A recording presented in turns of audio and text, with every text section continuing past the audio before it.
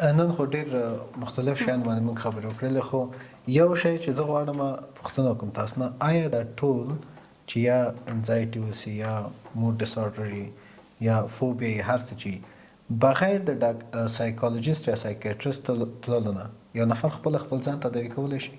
اول به که ستاسو په اجازه مهرباني. پنځه لارې ما خپله شخصا چې زه پوهه شوم باور مې پرې لرم چې ضرورت نشته چې تاسو بیا یو روانشناس ته لاړ شئ، سایکیټریست ته لاړ شئ.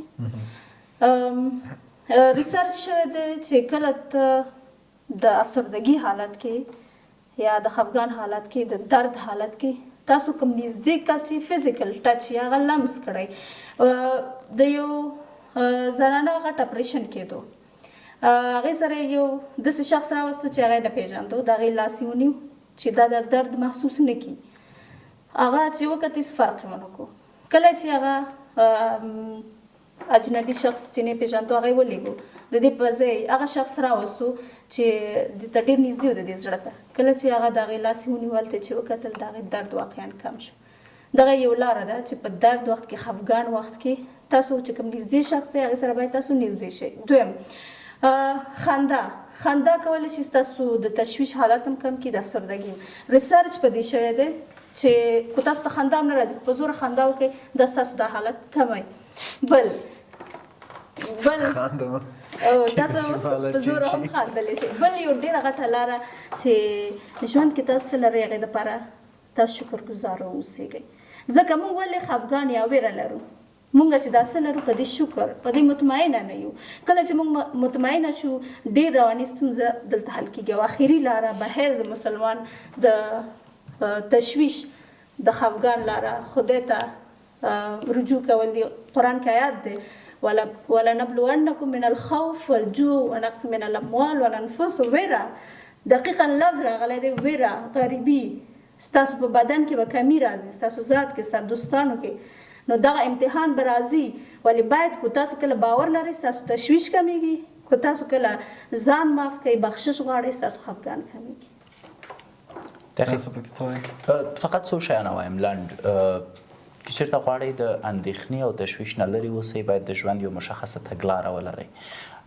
که څوک ما عملیاتوي، زما موري که مې غورنې کوي، که هر څوک چې ما ته لاس راکړي خو زه هغه درد زغمم او چغې به وهم، هغه درد نشي دوا کوی. که زه چېرته په شدید شکل باندې خفه اوسم د دې د خاطره چې پیسې نه لرم او هر څومره په چیغو وخاندم زما ژوند نه بدلیږي.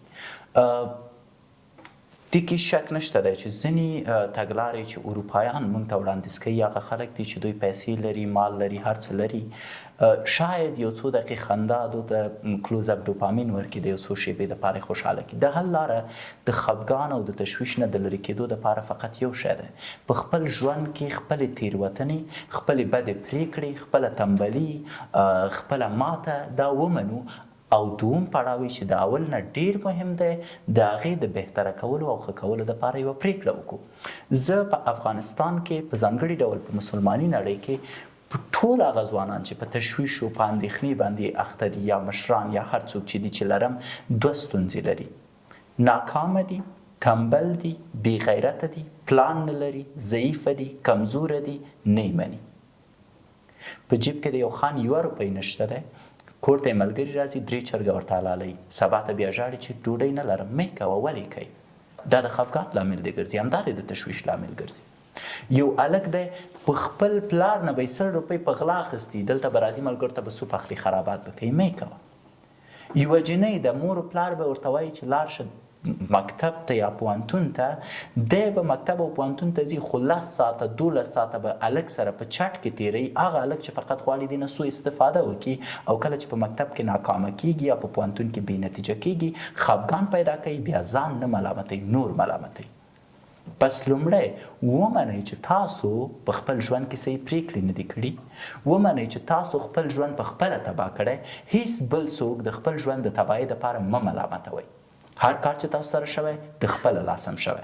کله چې دا موضوع ومنله، کوم چې افغانان په سختۍ مني، دوم پړاو د هغې د ښه کولو دپاره یوه لاره پیدا کوي.